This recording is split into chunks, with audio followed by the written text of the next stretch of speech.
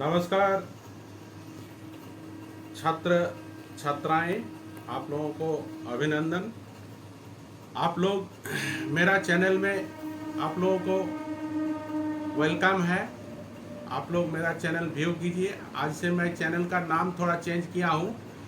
Channel का नाम पहले था टीचर ऑफ इंग्लिश लिटरेचर, उसको हम बदल दिए हैं जयदीप सर चैनल का नाम हम रखे हैं, है ना। आप लोग इसको व्यू कीजिएगा यूट्यूब में। और विशेष में क्या बताऊँ, आज आप लोगों को एक एकदम ग्रामर का ये बताएंगे, ग्रामर पढ़ाएंगे आप लोगों को। और ये ग्रामर जो है एकदम शुरुआती लेवल से, हम एकदम from the grass root level से आप लोगों को ग्रामर समझाने का कोशिश कर रहे हैं। इसीलिए पार्ट्स ऑफ स्पीच आज हम आप लोगों को सिखाएंगे। मेरे पास ये छोटा सा बोर्ड है, ये देखिए आप लोग, छोटा सा बोर्ड है, बड़ा बोर्ड नहीं है, डिजिटल बोर्ड भी नहीं है। मैं कोई बड़ा आदमी नहीं हूँ, एक साधारण शिक्षक हूँ, झारखंड सरकार का एक साधारण शिक्षक हूँ। मेरा नाम है जयदीप सरकार। आप लोग तो पहले भी देखे हैं, जाने हैं, बहुत स्टोरी सुनाए हैं आप लोगों को, इसके पहले क्लास भी लिए हैं आप लोगों का। तो आज हम पार्ट्स ऑफ स्पीच आप लोगों को समझाएंगे। हाँ, मेरा बड़ा स्टूडियो नहीं है, इस यही रूम में हम आप लोगों को, मेरा उद्देश्य आप लोगों को पढ़ाना है और मेरा उद्देश्य यही है कि आप लोग बढ़िया से सीखें। इसलिए पार्ट्स ऑफ स्पीच आप लोगों को आज हम पढ़ा रहे हैं। आप लोग थोड़ा ध्यान से सुनिएगा, देखिएगा। मैं जो भी बोर्ड में लिखूंगा, parts of speech, parts of speech, parts of speech. देखिए, ये पार्ट्स ऑफ स्पीच आप लोग, इससे ही आप लोगों को पता चल रहा है कि पार्ट्स मान शब्द यानी वाक्य, वाक्य का अंश क्या क्या होता है। वाक्य को डिफरेंट भागों में बांटा गया है, इंग्लिश में भी, अंग्रेजी में वाक्य को डिफरेंट पार्ट्स में बांटा गया है। वो पार्ट्स क्या क्या है और क्यों बांटा गया है, इसका जानकारी हम लोग आज लेंगे। तो पार्ट्स ऑफ स्पीच जो है, अंग्रेजी में पार्ट्स ऑफ स्पीच 8 गो है। इसका डेफिनेशन हम लोग जानते हैं कि इसका definition, all the English words are divided in some groups, कुछ ग्रुप्स में बांटा गया है इन लोगों को, in some groups, according to there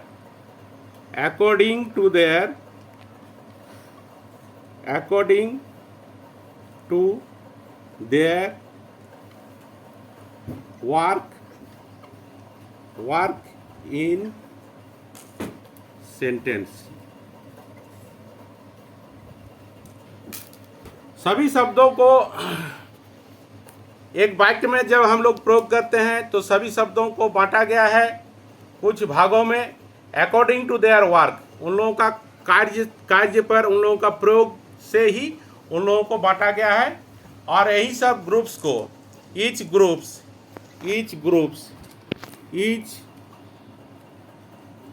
groups are called part of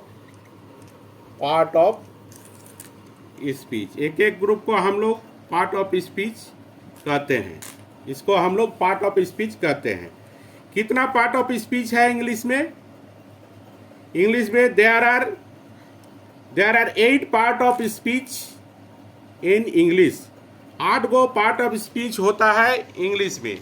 हम लोग बारी बारी से देखेंगे कि पार्ट ऑफ स्पीच 8 गो क्या क्या है। 1 नंबर पार्ट है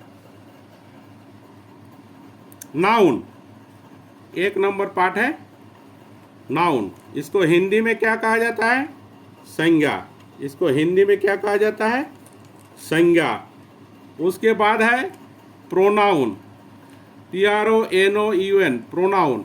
इसको सर्वनाम कहा जाता है। क्या कहा जाता है?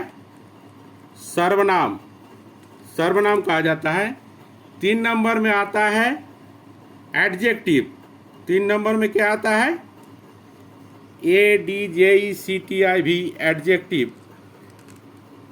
विशेषण, इसको हिंदी में कहा जाता है विशेषण, है ना। एडजेक्टिव, इसके बाद आता है भार्ब। इसके बाद क्या आता है? भार्ब। क्रिया, भार्ब को हिंदी में क्या कहा जाता है? क्रिया। 5 नंबर में आता है एडवर्ब। क्या होता है? एडवर्ब, यानी कि क्रिया विशेषण, यानी कि क्रिया विशेषण।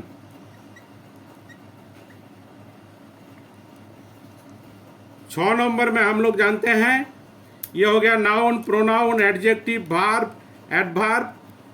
6 नंबर में हम लोगों का आता है प्रीपोजिशन। क्या आता है? Preposition, PREPOSITION, preposition. Preposition, preposition अर्थात पूर्व में जो लगता है उसको प्रीपोजिशन कहा जाता है। प्रीपोजिशन होता है हिंदी में संबंध सूचक। क्या होता है? संबंध सूचक अव्यय, संबंध सूचक अव्यय। उसके बाद आता है कॉन्जंक्शन। कॉन्जंक्शन, कॉन्जंक्शन, इसका हिंदी में क्या होता है? समुच्चय। समुच्चय बोधक, समुच्चय बोधक अव्यय। हाँ, और 8 नंबर यानी कि लास्ट, इसमें आता है इंटरजेक्शन, यानी कि विस्मयाबोधक। इंटरजेक्शन, हाँ बच्चों, इंटरजेक्शन का मतलब होता है विस्मयाबोधक, यानी कि जिस वाक्य, जिस शब्द से हम लोग को विस्मय यानी कि आश्चर्यजनक कुछ बोध होता है उसको हम लोग विस्मयाबोधक अव्यय कहते हैं। तो ये पार्ट्स ऑफ स्पीच, ये पार्ट्स ऑफ स्पीच का 8 गो डिफरेंट पार्ट्स ऑफ स्पीच हम बोले आप लोगों को, इसको याद रखिएगा। पार्ट्स ऑफ स्पीच जैसे noun, pronoun, adjective, verb, adverb, preposition, conjunction, interjection. ये हो गया 8 गो different kinds of parts of speech. देखिए, पार्ट्स ऑफ स्पीच किसी वाक्य में उसका प्रयोग पर डिपेंड करता है। किसी वाक्य में इसका प्रयोग पर डिपेंड करता है। इसलिए हम लोग देखिएगा, कभी किसी वाक्य में एक ही शब्द को, एक ही शब्द है, वो उसी शब्द को कभी हम लोग वर्ब के रूप में पाते हैं, और उसी शब्द को अगर दूसरा वाक्य में यूज कर देंगे थोड़ा दूसरा तरह से, तो उसको वो हो जाएगा नाउन, है ना।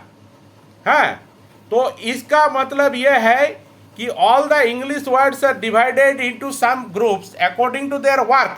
उन लोगों का work, according to their work, कार्य के, उनका जो कार्य है वो कार्य को भी देखना पड़ेगा हम लोगों को, कहाँ वो किस तरह से प्रयोग किया जा रहा है, how it is used in that sentence.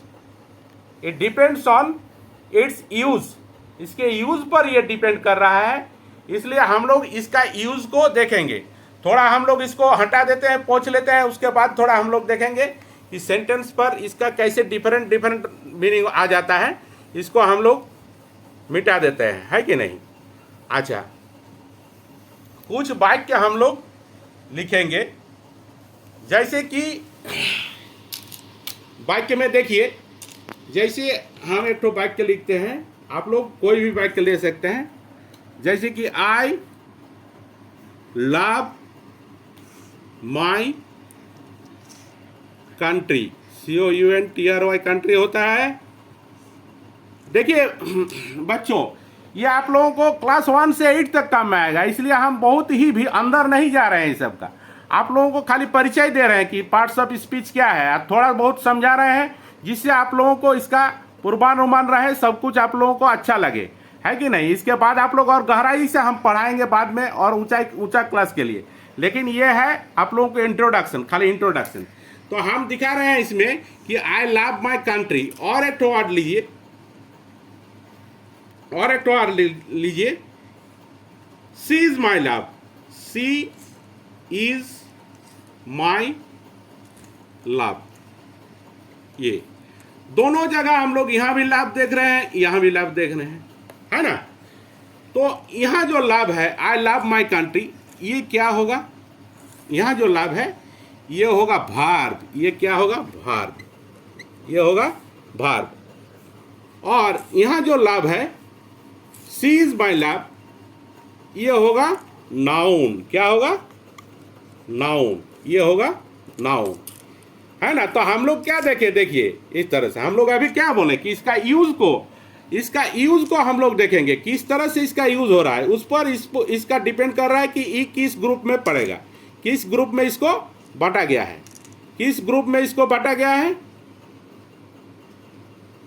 इस पर हम लोग देखेंगे कि इसका यूज कैसे हो रहा है, इसका यूज क्या है, इस पर इसको देख के हम लोगों को पता चलेगा कि ये भार्ब है कि नाउन है कि नहीं। उसी तरह हम लोग और कुछ एग्जाम्पल दे के दिखा सकते हैं। हाँ, इधर देखिए, आप लोग बोर्ड पर देखिए, बोर्ड पर देखिए, this is a fast train, TRAIN, train है। और एक तो वर्ड अगर हम लोग लेंगे, दी बॉय रन्स फास्ट, यहाँ हम लोग फास्ट का ये ले रहे हैं, एग्जाम्पल ले रहे हैं, फास्ट यहाँ भी यूज किए हैं, फास्ट यहाँ भी यूज किए हैं। तो देखिए इसमें यहाँ जो फास्ट है, यहाँ जो फास्ट है, ये फास्ट यहाँ क्या हो जाता है, एडजेक्टिव हो जाता है,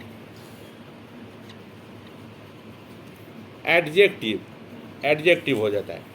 और यहाँ जो फास्ट है, ये फास्ट क्या हो जाता है, दी बॉय रन्स फास्ट, यहाँ क्या हो जाता है, प्रीपोजिशन हो जाता है, क्या हो जाता है,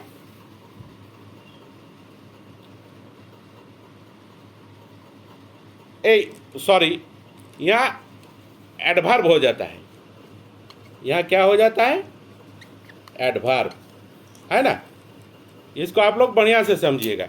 देखिए this is a fast train, यहाँ एडजेक्टिव, और this boy is run fast, यहाँ adverb.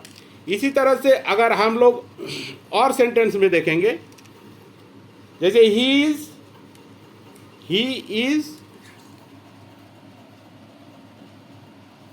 Playing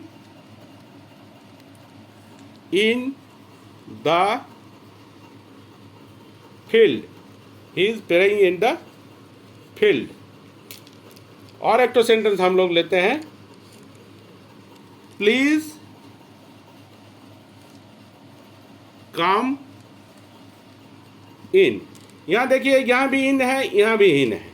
he is playing in the field, he is playing in the field, यहाँ पर ये होगा प्रीपोजिशन, यहाँ पर क्या होगा, प्रीपोजिशन। और यहाँ पर क्या होगा, ये एडवर्ब, क्या होगा, एडवर्ब।